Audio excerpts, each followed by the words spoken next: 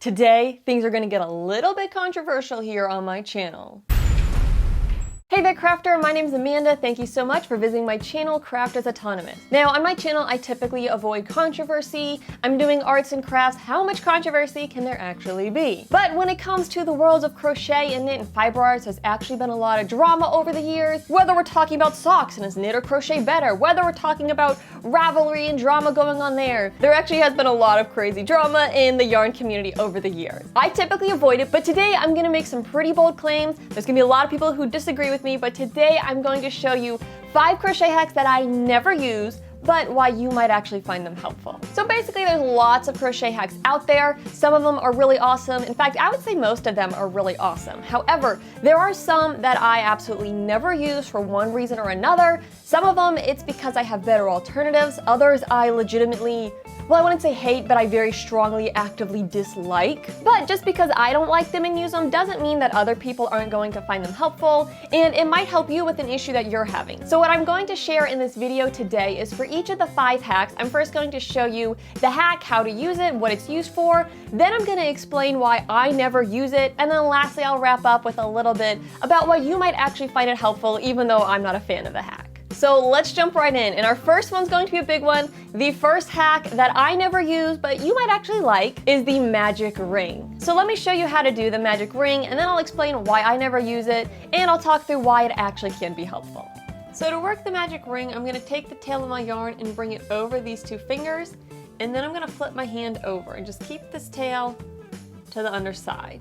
Then I'm gonna take my yarn and wrap it around my fingers, and very importantly, create a little crisscross here. So we're creating an X. Once I've created the X, I'm gonna go underneath from right to left, that first strand, and then with my hook pointing down, catch that back strand of yarn, pull forward, and then twist it on up. Then I'm going to yarn over and work a slip stitch, and then I'm gonna orient it so that way the tail piece is off to the right. And at this point, I'm ready to work in this ring here. So I'm just gonna work 6 single crochet into the ring.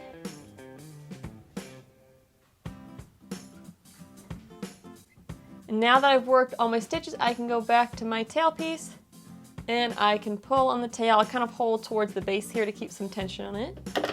Move my hook out of the way so you can see, but I'm just gonna hold here and pull on the tail, and it's gonna cinch that right up.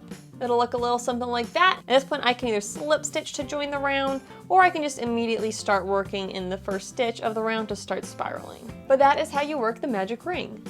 All right, so the magic ring, it looks super awesome, seems super handy. Why don't I use it? Well, I never use this one for many reasons, some of them better reasons than others. The first reason is I have this deep-seated fear of my crochet projects unraveling. When I first started learning how to crochet, I did some things that were not proper technique, I didn't tie things off properly, and some projects unraveled from the center, from the beginning of my project, and it was just very stressful to me. And so that's kind of stuck with me over the years, so I tend to go a little bit overboard in making sure my projects don't unravel, which is why in my video, when I explain how I change yarn color, I actually tie the 2 knots together versus just picking up the loop. Another reason I never use the magic ring is because I've never practiced it enough to feel very confident with it. Pretty much every time I've ever used it, I've had to pull up a tutorial, watch through about a dozen times before I finally got it, and even then I was like, am I doing this right? So because I never practiced it, I never got very good at it, and it was a lot more headache than it was worth for me to actually use it. And lastly, I never use the magic ring simply because I have other methods I prefer,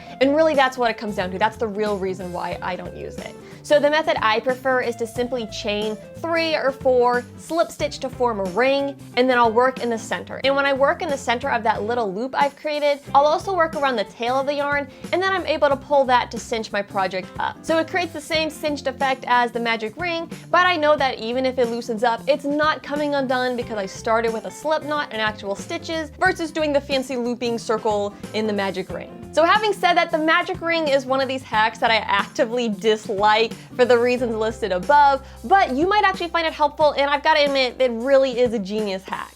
What's nice about the magic ring is that you really can cinch your project so tight at the start. It's great for amigurumi, where you want to really cinch your project tight together so you don't have stuffing showing through. And if you can get the hang of it and practice it enough to be proficient at it, it really isn't that involved. It's pretty simple, pretty easy. Once you get the hang of it, again, I've never committed to that. And a final reason you might find this hack helpful is when you make a chain 3, slip stitch, and form a ring, sometimes it can be really hard to figure out where exactly is the center of that ring, and you might go accidentally through a stitch and you get kind of a lopsided ring. But with the magic ring, it's very clear exactly where you need to work, and you don't need to worry about your stitches being too tight and struggling to get your hook through.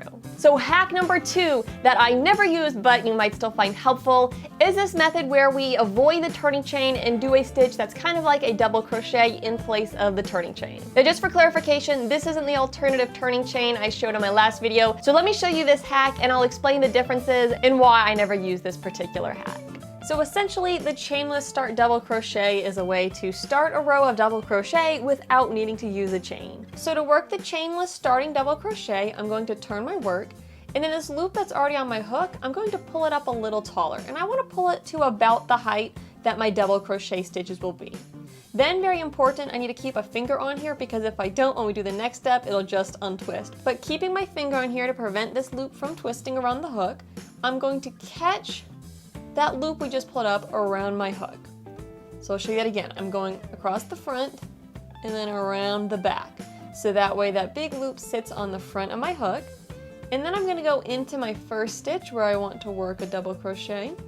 Again, keep this finger on here or else it'll untwist. And I'm going to yarn over, pull up a loop, yarn over, pull through those 2 loops on my hook, yarn over, and pull through 2 loops. And that is the chainless starting double crochet. So there's that stitch at the start of the round. We avoided turning chains, and I'll show you that one more time. So once I get to the end of my row, I'm going to turn my work, then pull the loop on my hook up to about the height of a double crochet. Then I'm going to place my finger on here so it doesn't untwist on my hook, and I'm going to go around to the back with my hook. Then insert where I want to work my first stitch, yarn over, pull up a loop, yarn over, pull through the first 2 loops on the hook, yarn over, pull through the last 2 loops on the hook, and that is a chainless start double crochet. This hack eliminates the need to use turning chains, and it prevents those gaps that we sometimes get from turning chains. So now that we know how to use it, you can see that it actually is a really cool hack. Again, I am not a fan of turning chains. They always end up gaping and gappy for me. So anything to avoid a turning chain is an improvement. However, I personally don't like using this hack for a few reasons. So first of all, I find that this stitch tends to sit a little to the outside of the project. I'm not a huge fan of that look. Secondly, it does get a little narrower as the stitch goes on, and so I feel like there is still a little bit of gapping towards the top, but still better than a normal turning chain. This really only works for the double crochet. It's really hard to adapt this for taller stitches and shorter stitches. It gets pretty goofy pretty fast when you try to adapt it to different kinds of stitches. So that brings me to my final reason why I never use this hack, and that's simply because I have a better option in the alternative turning chain. Now, I showed that in the last crochet hacks video, and I have a separate video talking through all the benefits of the alternative turning chain if you want to check that out too. But basically, the alternative turning chain prevents the gaps caused by turning chains. I think the alternative turning chain blends in better with the stitches than the hack I showed here, and the alternative turning chain can be adjusted to stitches of different heights. So you can stack up another single crochet in that alternative turning chain for things like treble stitches, and it'll still work out just fine. Having said that, this really is a cool hack, and in my book, anything that gets rid of a turning chain is a win. And you might like this hack if you find it easier or it comes more naturally than the alternative turning chain, or maybe you like the way it blends with the stitches better. We all have different preferences in how our works turn out. I personally prefer the look of the alternative chain better than this hack, but you might like this hack better and find it useful. Crochet hack number 3 that I never use but you might find helpful is to go up a crochet hook size or 2 when you're working the chain for your project. If, like myself, you find that you tend to work chain stitches pretty tightly, when you work that first row into the foundation chain, you may find that you have a hard time getting the hook through because your stitches are so tight. The hack to solve this is to use a larger hook for the chain. So let's say I was working this project with a 5mm hook. To use this hack, I would use the 5.5mm crochet hook, to work the chain, and that's going to make these chain stitches a little bit looser so it's easier to insert my hook when I work the first row. So after I make the foundation chain, I swap back to the smaller hook size that I'm using for the rest of my project, and when I go to work my stitches in the chain, it's much easier to insert my hook and my stitches aren't too tight. Alright, so why don't I use this hack? This is actually one of those hacks that I really do like. I just never use it simply because I have a better option in foundationless stitches. I went over that in my last hack video. It's basically a way where we can work a chain of single crochet or a chain of double crochet all connected together without first doing a chain row. So if I find my chain stitches are too tight, I am more likely to just go over and do the foundation single crochet or double crochet versus going up a hook size. Having said that, you might still like this hack anyways because it is very helpful if you have a project where you really do want to start with a chain. And if, like me, you do your chain stitches very tightly, this can make it so much easier to work that first row and to see your chain stitches, to know exactly where you need to work, and to be able to easily insert your hook and work your stitches. This is also a great option if you want to work in the back nub of the chain. I showed that in my last hack video. Sometimes that back nub can be really tight and hard to get your hook under. So if you do your chain with a hook size larger than the hook you're actually working your project in, it makes it so much easier when you go back and work those next stitches into that chain. Hack number 4 that I never use but you might actually find helpful is the Russian join. And this is a method of changing yarn color somewhat seamlessly. So the Russian join is a way to change yarn or yarn color without creating any knots, and it creates a pretty seamless color change. This is what it looks like, and all you need to use this hack is your 2 skeins of yarn and a tapestry needle. So the first step of the Russian join is to take our left strand of yarn and thread it onto our needle. We'll leave a little bit of excess beyond our needle. Then I'm going to take my other yarn color and wrap it around the yarn that I've threaded onto the needle. And we'll just leave this off to the side. So they're going to kind of interlock like this. Then going back to the yarn that I have threaded on the needle, I'm going to run my hook inside the yarn. So I'm kind of just letting it slide right onto the needle.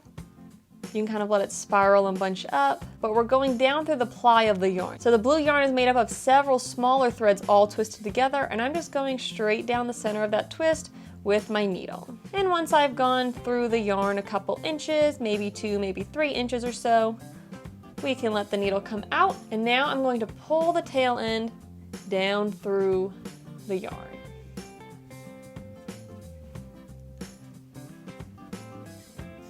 It might get a little bunchy, that's okay. Just pull the needle all the way out so that way the tail comes out. And if it gets bunchy, all we need to do is just pull on our yarn to the left, work out that slack, and then this tail piece down here that's sticking out, I'll just trim this off.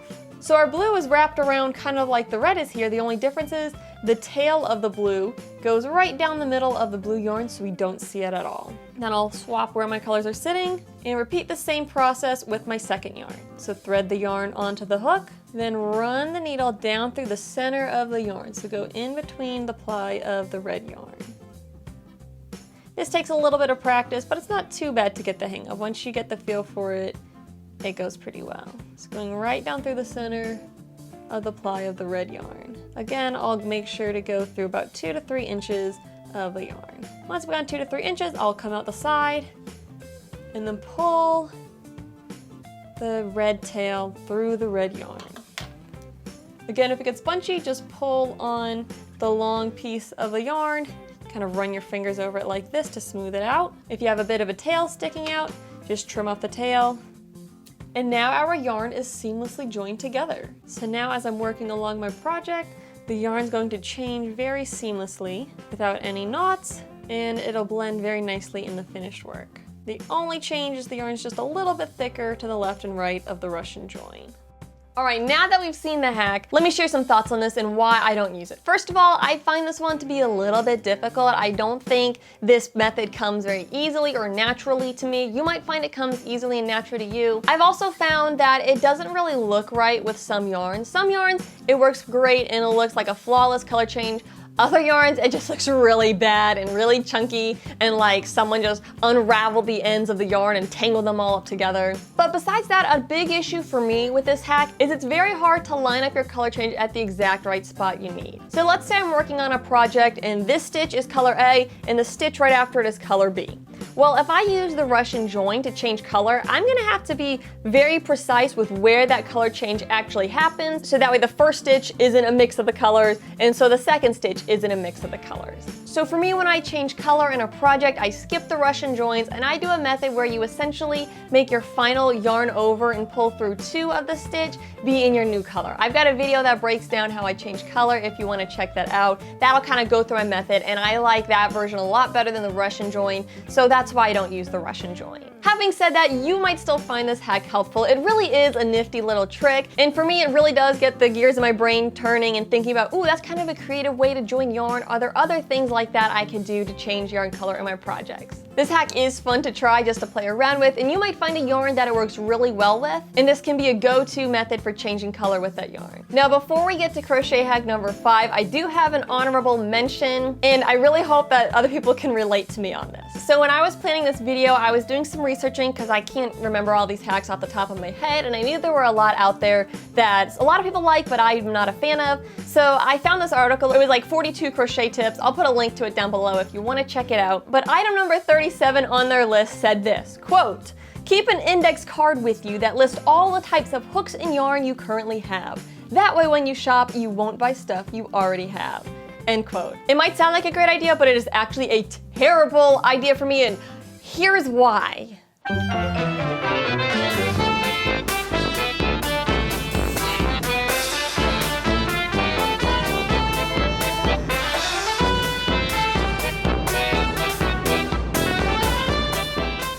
So yeah, if you're anything like me and you've been crocheting for a few years, you probably have hooks of duplicate sizes, you probably have lots of yarn left over from projects, you probably have yarn you've bought for future projects sitting around, and if you were to do this hack, an index card wouldn't be enough. I would probably need a poster board, and that's just not practical to carry a poster board in with me to the store to make sure I don't buy crochet stuff I already have. So honestly, if you want to do something like this, try keeping a note on your phone because it's a lot more portable, easier to edit, and you can fit a lot more information than you can on an index card. If you're trying to hold back on your yarn purchasing, only buy yarn if you have a specific project to use it for. Don't go, oh, that yarn's so pretty, I'm gonna grab it just in case, because what happens is we grab those yarns and they sit in our closet for forever. I have a few skeins of yarn like that. But when I buy yarn for a specific project, it actually gets used, turned into something beautiful, and I'm not storing a random skein of yarn for years and years. And honestly, the best method to avoid spending too much money on yarn is to refrain from going near the yarn. Because once you see that yarn and it's on sale, it's like, oh, but it's on sale, I'll just grab